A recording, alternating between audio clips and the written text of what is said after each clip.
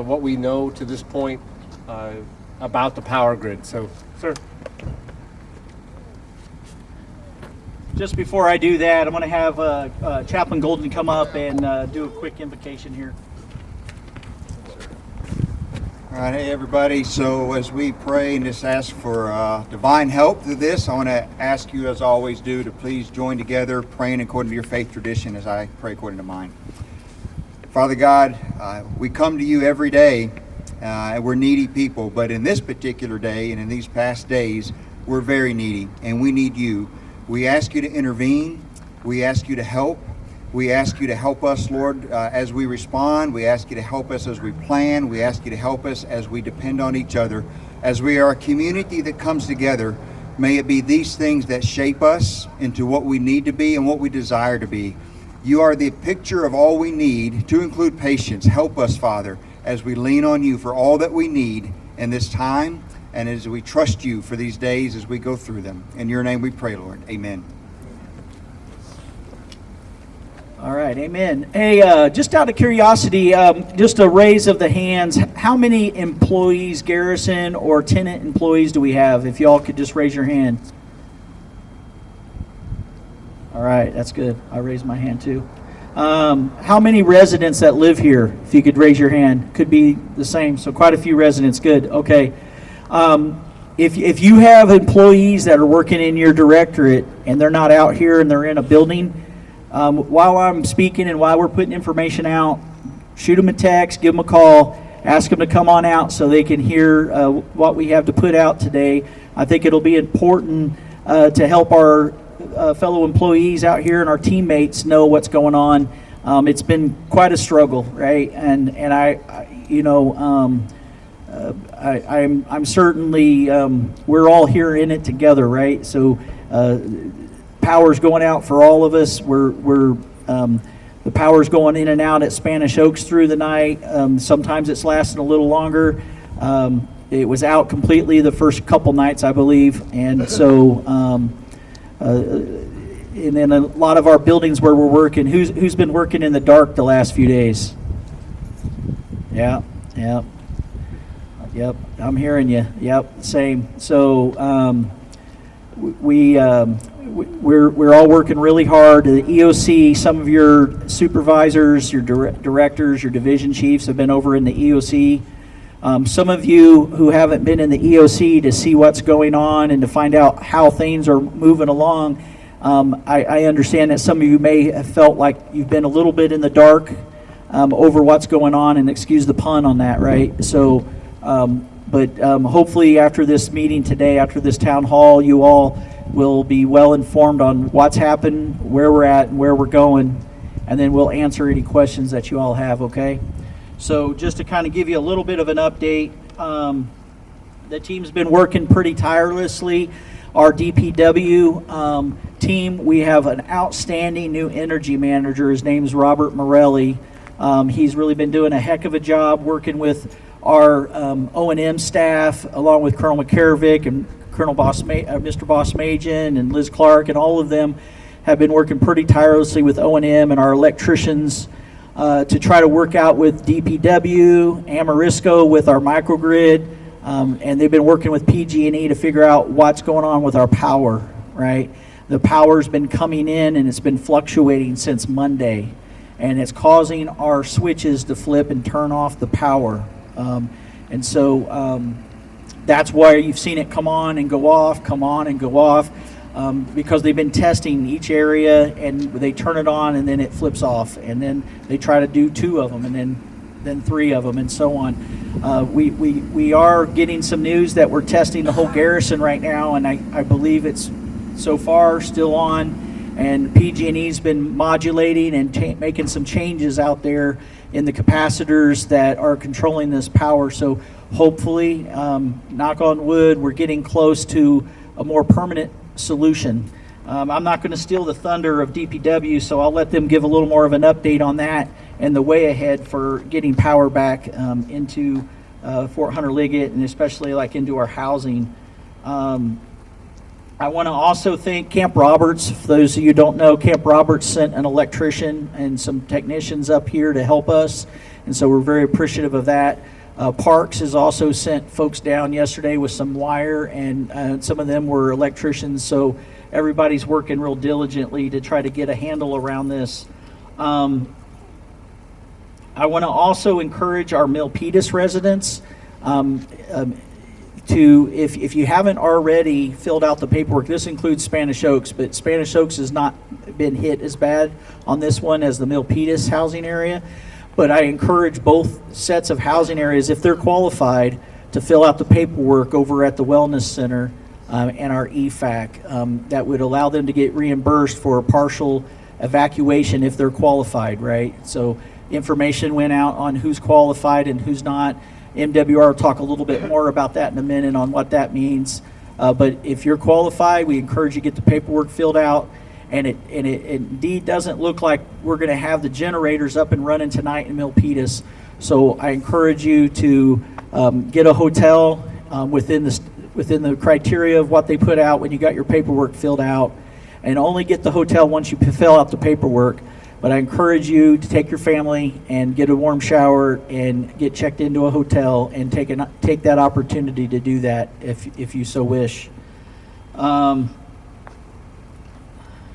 We've been trying to communicate everything along the way. I think PAO's been sending messages out 2, 3 to 4 or 5 times throughout the day to residents, to tenants, to Garrison employees. And we also, those messages are also being reiterated through Cadence. We got Cadence Communities here. Hey, Charity. Thank you. So those messages have been sent out to the residents, and we also are pushing this out on all of our official social media. So please, just a reminder, there's a lot of rumors going around on unofficial Facebook and social media sites. So if you want to get it from the horse's mouth, please get a bulk of your information about the power outages from official Facebook pages for Fort Hunter Liggett. And I think we have it on Instagram as well. Is that accurate? Okay, good. So please continue to get your information from there. I'll just tell you, over the last 3 or 4 days, I think I've talked to the senior commander, Major General Smith, like at least 4 or 5 times a day. She put me on the phone with the USARC DGC, Major General Klein yesterday, and General Metzel, and I gave them a very thorough update. And I can tell you from the CAR, the Chief of the Army Reserve, General Jones, CG of MCOM, and everybody from there all the way down through to IDR and the 63rd, everyone has extended their willingness to help us however we can use their help. OCAR sent us, at the drop of a dime, they sent us a quite significant sum of money to be able to address a lot of these things and get the contractors out here with generators like very quick. And they're going to start showing up tonight and tomorrow. So hopefully that will help mitigate that. Just know that everybody's thinking about us and they're wishing us the best on getting this thing back up and running. And I appreciate all your patience. I know it's tough, and we're really all in it together. I'm telling you, it's crazy, but we appreciate you all. And I'm going to turn it over to the next person on the list, which is DPW. So thank you, DPW. Liz, thanks.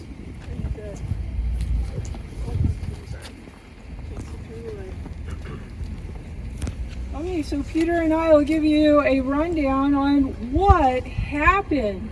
So the first thing that happened is there was a change in the transmission of electrical power coming from PG&E to Fort Hunter Liggett. Can you hear me okay? Because I'm known for not talking loud. Okay, I got a thumbs up. Okay, so that transmission change associated with that, we have very sensitive switches. So some switches turned off, some switches turned on. There were also some power spikes and some power dips associated with that change. So that caused some damage to other switches and to other equipment associated with our electrical power system within Fort Hunter Liggett. We don't yet have the full ability to go on to solar power, right? That's something that's still being tested. You probably all remember the last test when the power went out. So we cannot do that at this time yet. So we've been working with PG&E and with Amoresco, the full DPW team, working with Camp Parks and our other stakeholders to try to figure out, well, why is that power quality so different, and how do we resolve that power quality? We've done a number of tests over the last couple of days to try to figure out exactly where the problem is.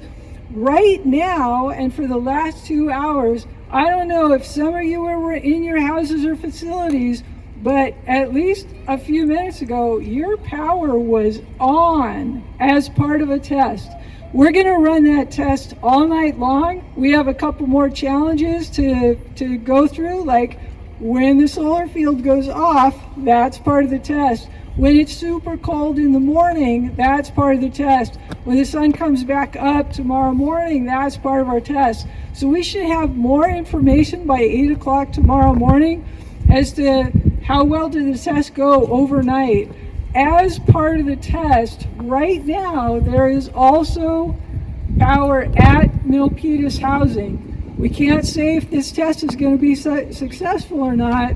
We're still working through the issues, but this is the longest time, these last couple of hours, that we have had clean, consistent power on Hunter Liggett for 4 days. So we are super excited at this point.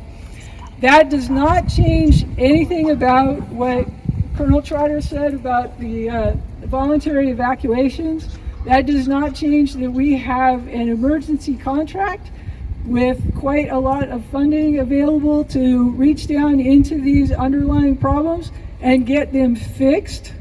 This is super exciting. We started down the path of communicating to the contracting office as early as Monday, Tuesday, as soon as we knew, hey, we might need to have their assistance on this.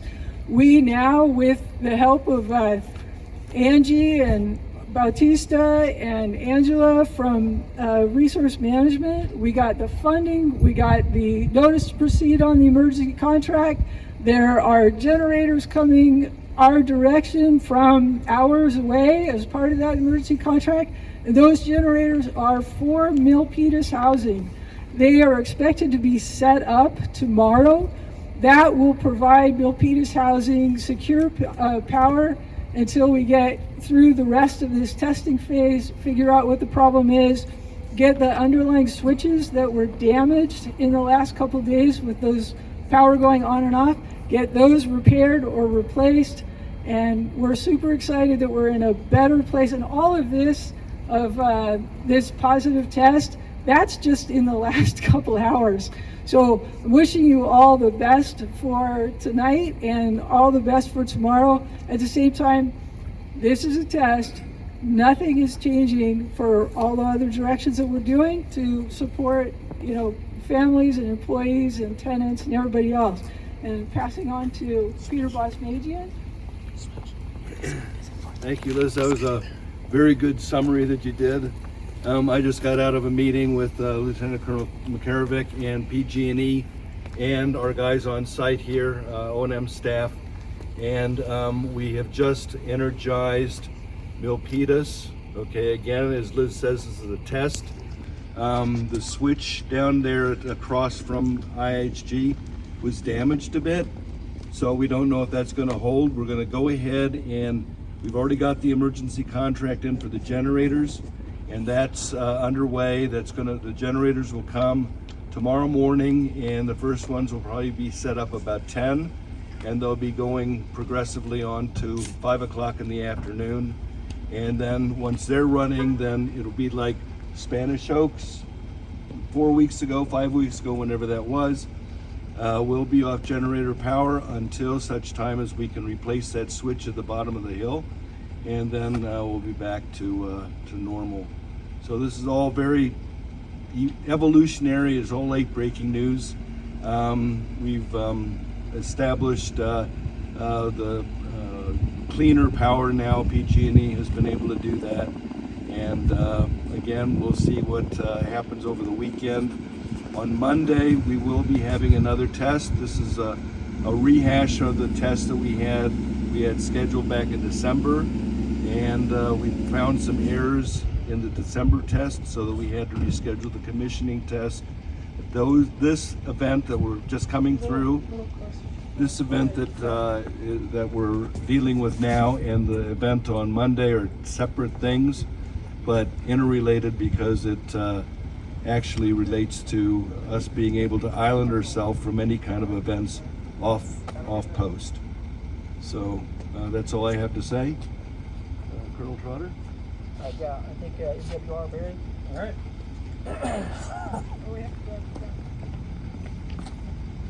Hello, everybody. Tomorrow morning, we'll check all MWR facilities for power. If they remain the same as today, employees, please plan to continue working on your trainings, the cyber, if you're scheduled. For all MWR customers, please check all our channels tomorrow. We'll send an update as soon as possible. For active duty soldiers and retirees seeking assistance through the Army Emergency Relief, contact 1-877-272-7337. And Red Cross will be here tomorrow morning to discuss their continued support for civilians. Army Community Services will remain at the Wellness Center tomorrow from 7:30 to 1600.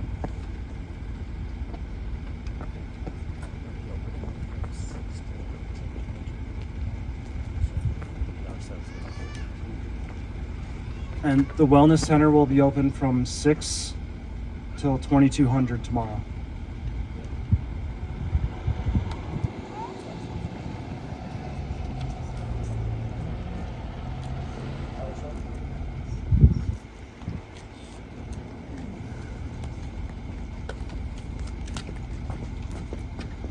Hey everyone, so I think most of you know, if not, I hope all of you will know, after this. So for the last, really since Tuesday, we have been conducting really 24/7 operations through the Wellness Center in conjunction with Command and HHC, First Sergeant helping to get that rotation roster going.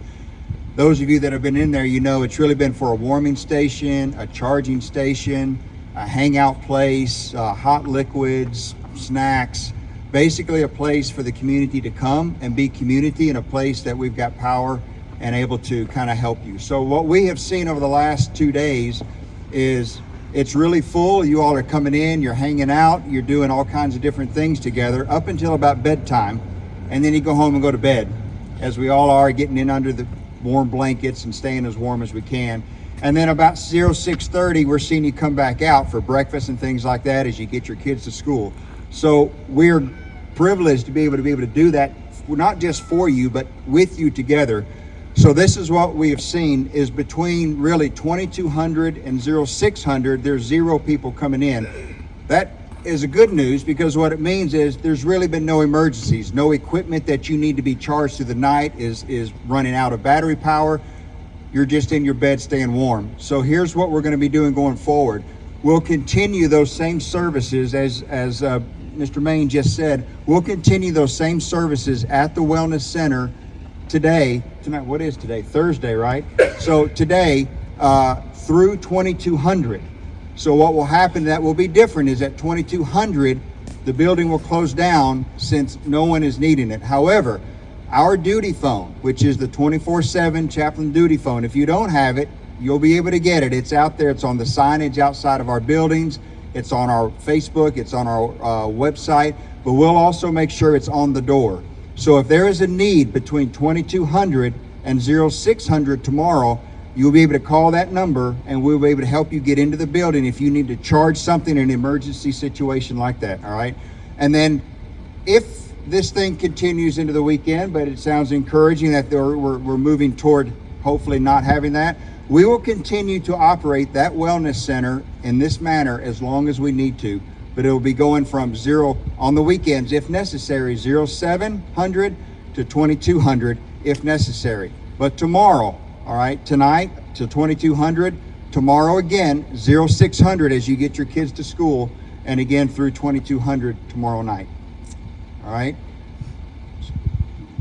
Sir, I think we're at Q&A, so we'll hand it over. Not quite. Oh, we got cadence. Thank you all. God bless you.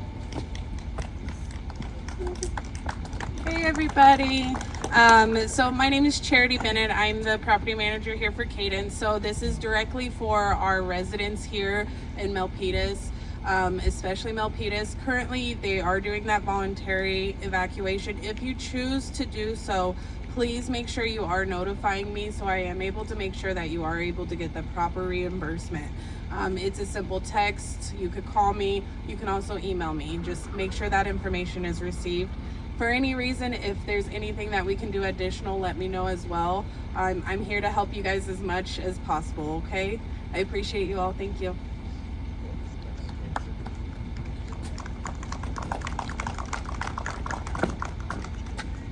Hey, so before we start Q&A, I gotta have a couple shout outs. For those that don't know, when this problem first started, all the units on this base stepped up to help. Our internal fuel point went down, so we were unable to dispatch fuel. I know the 80th Lance and his team came through. I want to just personally thank you, ma'am. And then now Sergeant First Class Salgado, I can't believe you're still standing because he stayed late last night helping out from the LSB, trying to get generators going. Though unsuccessful, we did try. So I just want to throw a thank you to you too. So, you want to do a question? Yeah, I can't overemphasize what CSM just said enough, really, and it goes beyond the tenants supporting us. I've heard many stories in the from the DFAC or the Warrior Restaurant over in the Wellness Center about people sharing generators between their houses to keep their refrigerators going, and that's the kind of community that we all strive to be part of, right? And that's why you all are here today, and it definitely warms my heart to see neighbors helping neighbors in that way. And so I appreciate that. I applaud that, and please continue to do that. I do think we stored insulin, at least one bit of insulin over in the fridge in the Wellness Center. So if you do need anything like that, please come and utilize the Wellness Center for that reason. With that, thanks again. I'm going to open up the floor for questions and answers. So anyone, questions? Just speak up since you all are a little bit further back. Any questions? I got one. Lance. So the residents that lived in Milpitas that evacuated yesterday, right? So how long do they, once you give the order to say, hey, we got the power working, we're good to go with the commercial generators, how long do they get to return back to their location? We do acknowledge that, hey, when you check in last night and you have to let them know if you're checking out by checkout time, right? So we do realize that people are going to be in the hotel again tonight, right? And so if for some reason the power's possibly the same thing tomorrow, until we know the power's up, I'm keeping the evacuation order in place until we know power's up and we're not jerking your chain around, so to speak, right? We want to make sure that you all can depend on that power. I know in Spanish Oaks, we were without power for about a month from Thanksgiving all the way to Christmas, and we were on generators for that whole time period. And that was a frustrating time in the beginning when the power was off and on for a few days there. But once the generators were hooked up, it was consistent and it worked well. And so I'm optimistic when those generators, but we're going to wait until those generators are up and running. And so I don't suspect lifting that until sometime tomorrow afternoon, which means that I'm going to give you all time to have opportunity to check out, which would probably be the following day. And that's only if things are up and running by tomorrow afternoon. So we're not going to leave anybody holding the bag beyond their checkout time. Recall, yeah, from the time we recall, it'll be a 24-hour period, so it'll give you opportunity to cancel your reservation 24 hours out from that point. Thank you. What other questions do we have? I know we certainly should have some. Folks? Yeah. Does Sportmaster Liggett utilize the emergency alert for communication? We do have emergency alert. If I could get somebody from DPTMS to talk that. Come on up, Dave. There's a number of different alert possibilities, and one of the things I would say is I'm going to have DPTMS, Ms. Phillips, and probably Charity come up here afterwards. And if you're not getting emails and messages, we need to get your email so we can make sure that you're being contacted. I know most people probably are, but if you're not getting those emails and that information, we need to get your information so we can get you added to those lists. So, Dave? Yes, ma'am. Thanks for the question there. So we do have the emergency alert mass notification system. We try whenever possible to reserve that for life-threatening, immediate emergency type messaging. So, and we've all received these things, and it's, the computerized AI voice comes on and it spells things out. What we're very sensitive to, however, is what I call alert exhaustion. Okay, so when we send out too many of these messages, people start ignoring them. So if we send out an emergency alert to all 1,600 people on that list, every time we need to message a detail about where to go to charge things, or where we're holding the town hall, or the hours for the warming center, that sort of thing, people are going to really start to ignore the messages, and we're going to have that cry wolf syndrome, where when something really bad does happen, like the wildfire is coming, and we send the evacuation alert to save lives notice comes out, people will have a tendency to just ignore them. And I know people do ignore them because I watched them do it during our tests and during our exercises. It's that thing, and they shut it off before it even continues to play the entire message. So we want to be real sensitive about that. Now, I did touch base with our housing office at one of our earlier meetings. Whenever PAO does publish, everybody has a government email address, and we know not everybody has Facebook, and we know that you're not getting a notice necessarily when we put something on the Facebook. But our housing office has told us they do send out their system, their text, letting folks know that there is a message out, so that our family residents are getting that. So yes, we do have the alert system. We want to be very careful how we use it so that we don't exhaust people with that. Thank you. Thanks, Dave. Yeah, hey, on that emergency alert, I can't emphasize enough. I think we've all seen on the news with the Palisade fires and the LA fires that there's been too many people that have died, and God forbid we have a really bad wildfire here and people don't get enough warning, right? So when you do get those alerts, make sure you take a look at them and make sure it's not a real emergency. So what other questions do we have? Yeah, and on those alerts, if you're not getting those alerts, that's another thing that we need you to sign up for. You can sign up with your text or with your email, and it could be your personal, it could be your government email, it could be your phone, text. Does it go to personal emails as well, Dave? Yes. On the emergency alert? Yeah, if that's what you have, it can go to a Gmail or a Yahoo, and if you don't have those emergency alerts, you should definitely have those. So, what other questions do we have? Any questions on services or anything else?